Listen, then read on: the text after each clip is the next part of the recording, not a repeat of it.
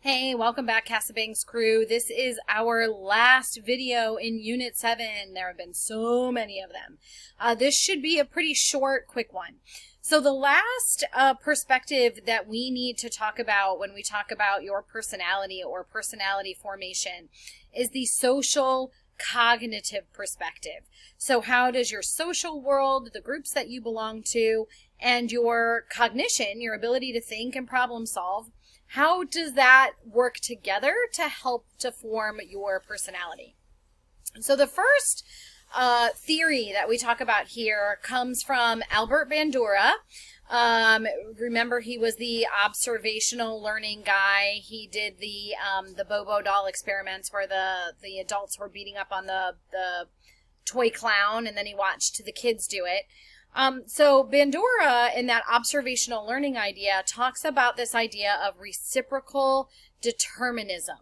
And what he says is that there are three different things that interact, so they act together, and they influence how your personality is developed. And those three things are here in this image, which is an image of reciprocal determinism.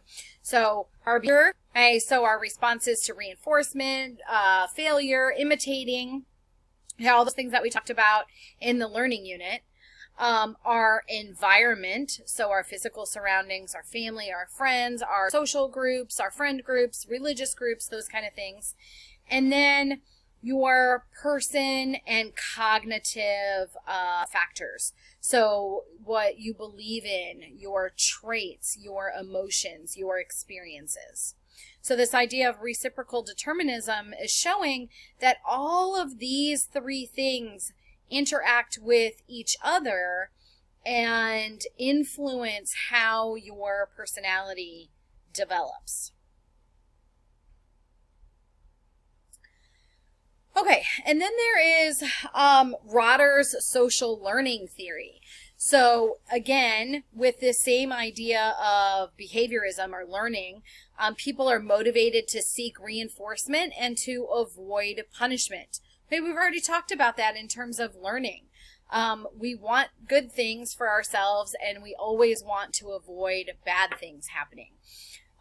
Rotter also talks about this idea of locus of control, which is a review because we've talked about this already. We talked about it in the cognitive unit. But he is talking about your tendency to assume that they either do or do not have control over what happens in their lives. So an internal locus of control, people assume that it's their own actions, their own beliefs, their own decisions that affect their experiences. If you have an external locus of control, you think that your life, your decisions are being decided for you by outside events. So either people, luck, fate, those kind of things.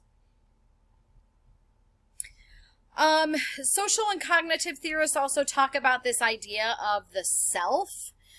So there are a few things that we do to explore our idea of self. The first is the spotlight effect. Okay, so overestimating how other people notice and evaluate our appearance, our performance, and our mistakes. So where else have we heard about the spotlight effect? Think back to the last unit when we talked about adolescence. Okay, what did we call that? The spotlight effect. We had a different name for it when we were talking about it in terms of adolescence. I want you to think about it. I want you to make the connection. I want you to write it down in your notes. Okay. Self-esteem.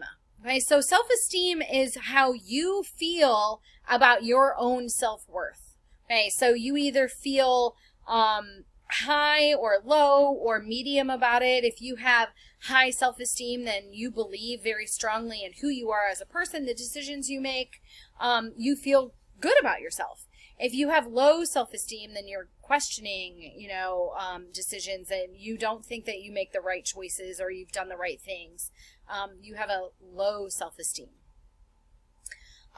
Self-serving bias, okay? So this self-serving bias is that we are always ready when we talk about ourselves, when we defend ourselves, when we think back on decisions that we've made, we always have this tendency to perceive ourselves favorably, meaning we didn't make the wrong decision, we didn't make a bad decision, we didn't do the wrong thing.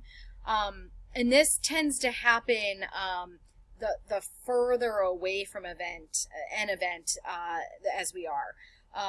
You start to kind of look back at it a little rosier than it actually was. Okay, so that self-serving bias is, well, it wasn't me. I didn't make the bad decision. It was someone else. Okay. And then the last concept that we talk about with the self is this idea of self-efficacy. I want you to highlight this, put a star next to it, circle it, underline it, do whatever you need to do. Self-efficacy is a very confusing term, and it is a term that College Board loves to put on the FRQs. So we're going to spend a little bit of time on this. We're going to review it a little bit in class tomorrow, but I also want you to highlight it so that you make sure that you review it yourself. Okay, self-efficacy and self-esteem is a set of confusing pairs. Okay, so self-efficacy refers to our overall belief in our ability to succeed. So self-esteem is just our belief in ourselves, how we view ourselves. It's kind of more like an emotion, okay, how we feel about ourselves.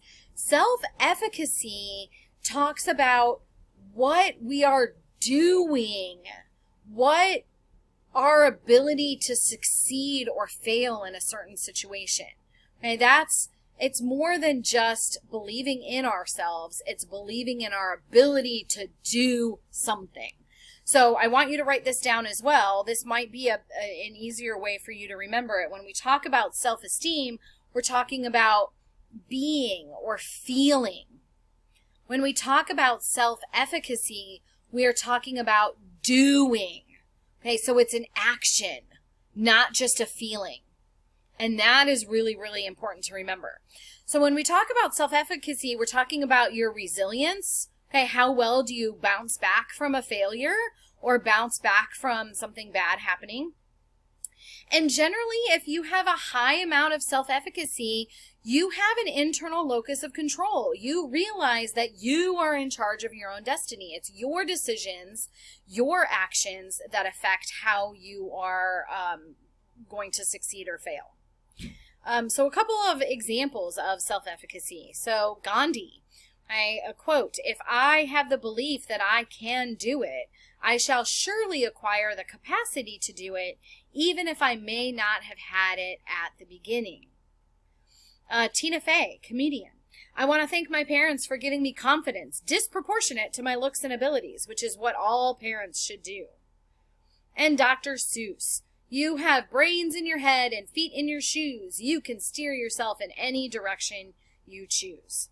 Okay, so we will practice with some self-efficacy examples tomorrow in class because, like I said, this shows up a lot on FRQs, and they've shown up on FRQs that I have graded, and it is a topic that very often students don't end up getting the point for because they don't explain it in terms of an action, in terms of doing something.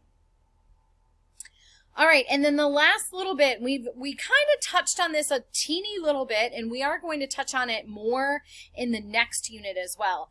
But when we're talking about exploring this sense of self, we also want to talk about our next set of confusing pairs, which is individualism versus collectivism.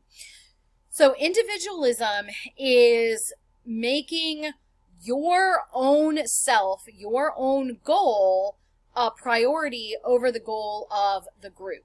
You identify your own self in terms of your own personal attributes, and you don't really identify them as part of a group. So the group could be a religious group, it could be your family, it could be your ethnicity, it could be the area that you grow up in, it could be the school that you go to. Okay, so there are lots of groups that we all belong to. So that individualism is that idea that ourselves, our individual selves, are far more important than the group that we belong to. The United States, for the most part, is an individualistic country. So we, as a nation, really espouse these ideas of individualism, okay? Be who you think you should be. And then collectivism.